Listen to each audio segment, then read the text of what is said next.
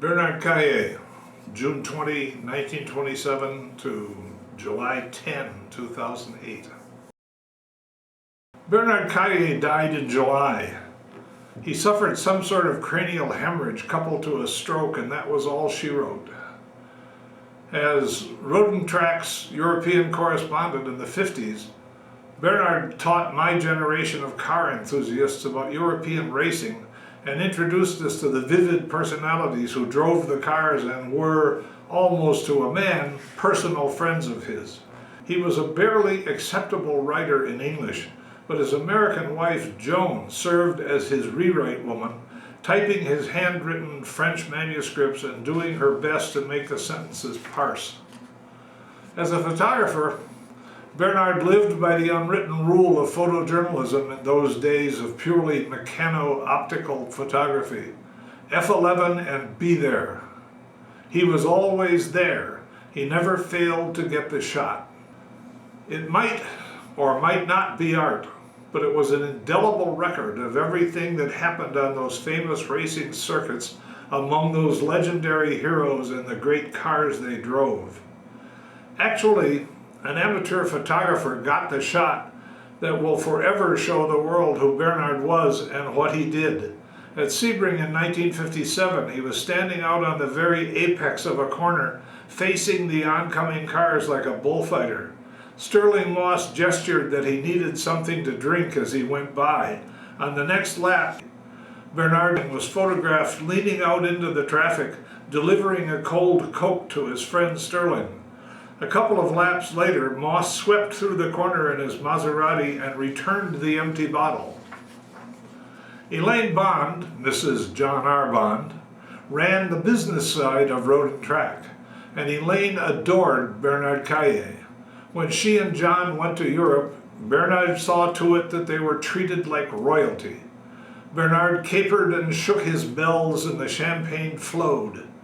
Back at the office, we proles regarded Bernard as a semi-literate toady. Henry N. Manny III was covering Europe for Gus Vignol's motor racing tabloid and seemed to be hitting home runs with every paragraph, and we wanted Henry N. Manny's stories in Road and Track.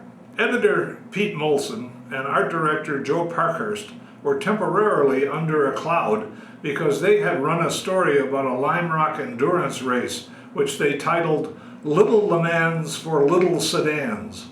Elaine explained several times at ever-increasing volume that Road and Track never encouraged readers to mispronounce names of hallowed events like Le Mans.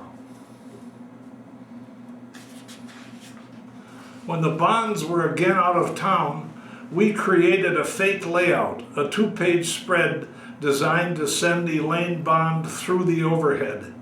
Jean Berat had won the Moroccan Grand Prix, and Bernard had covered the event. Bernard's manuscripts were typed by his wife in understandable English, but his photo captions were handwritten on the backs of his photographs in his own fractured franglais. The layout featured the obligatory photo of the race winner waving as he crossed the start-finish line, with the headline, Berat clicks at the Grand Prix. And beneath that, Bernard's caption exactly as written by his own hand. Berat, smiling and relaxed, comes at the winner's circle. Mrs. Bond was able to control her amusement.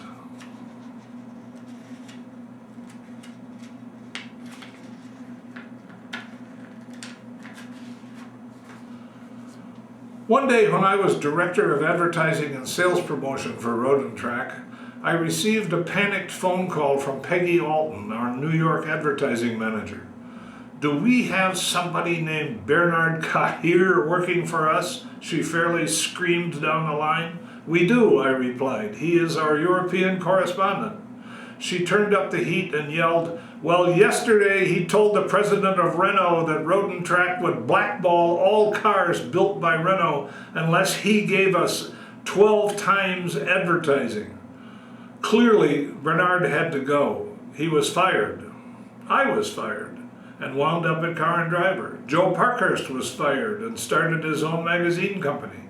Henry N. Manny III became Road and Track's European correspondent, much to Elaine Bond's everlasting annoyance, and helped take R&T to new editorial heights in the 60s.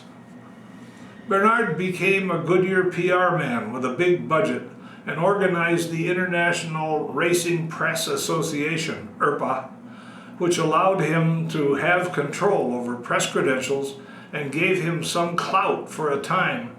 But tobacco advertising money was changing the game, and his era was slipping away.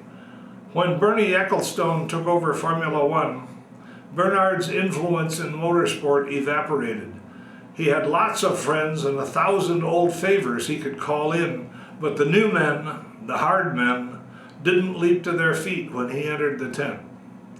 His son, Paul-Henri Caillet, took up the cast-aside photojournalist mantle and has prospered mightily as a racing photographer in his own right. Bernard always cultivated senior executives in the automobile industry, and I vividly remember GM President Ed Cole and Design Vice President Bill Mitchell pulling out all the stops for Bernard's visits to Detroit. Secret studios were thrown open.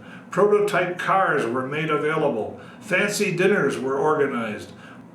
One of the executives Bernard Caillet had courted in Europe and the United States sent me an email yesterday. It said, quote, "His passing is very sad. He did not age well nor do well once his supporters retired or died," unquote.